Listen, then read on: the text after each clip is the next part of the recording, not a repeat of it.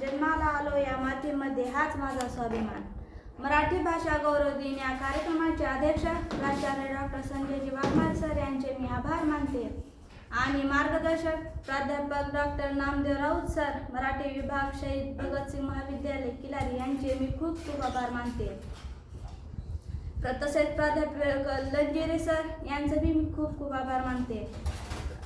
प्रमुख उपस्थिती प्राध्यापक डॉक्टर लहू वाघमारे सर आणि प्राध्यापक बालाजी दिगोळे सर यांचे या कार्यक्रमाचे आयोजन केल्याबद्दल मी त्यांचे आभार व्यक्त करते।